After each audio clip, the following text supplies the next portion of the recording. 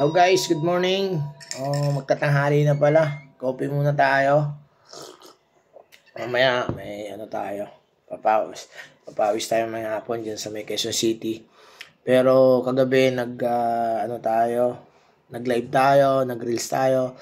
Meron kasi ako minsan nakakaligtaan ng mga maga ko siya nire-revisa. Yung mga question ng iba nating kapitos. Pero merong isang question dito na napakaganda. Nakita ko. Wala kay Robert Orencia ng Liliw Laguna. SBP siya dyan. So, ang tanong niya dito, good evening, good morning ko na siya binasa, no?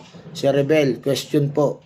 Technical foul, backcourt, shot clock, 22 seconds. Technical foul, front court,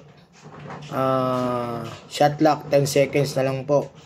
Reset po ba ng 24 and 14? Thank you in advance. Okay. So, napakagandang katanungan po ni Sir Robert, no? So, pag mga ganyang mga senaryo, mga kapitos, alam ko na marami rin talagang hindi nakakalam yan, no? Makikita kasi natin yan, kailangan meron tayong pagbasihan bago natin itawag, no? According to the FIBA rules, do sa OBRI ng 36-36, nakalagay naman po doon na kapag yan ay nagkaroon ng technical, lalo-lalo, lagyan natin ng example, mga kapitos, no? Doon sa 2 minutes less, for example, nagkaroon ng illegal crossing boundary line, no? Legal boundary line crossing. Nag-signal ka, tapos nagkaroon ng scenario na talagang tinechnical natin. For example, sa front court yun nangyayari, kalimitan, di ba?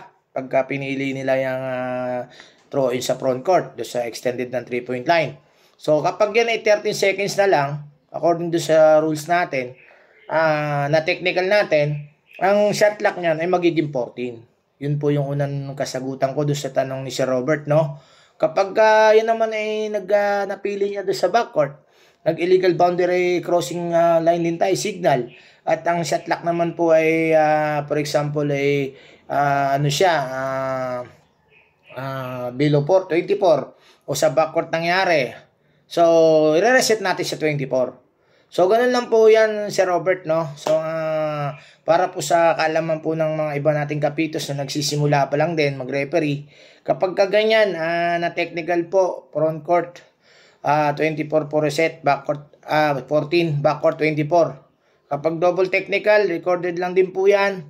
Kung kanino po naka-team control, doon po natin i-throw in yung resintraction. So, re-reset po natin. Depende po kung saan nakapwesto siya. Front court po ba o back court. Okay guys, salamat at magandang araw ng Biyernes sa inyong lahat. Mamaya, bukas pala, dyan ako sa may Sariaya. Meron tayong game finals dyan na naimbitahan tayo. See you dyan mga kapitos. Bye-bye and God bless you all.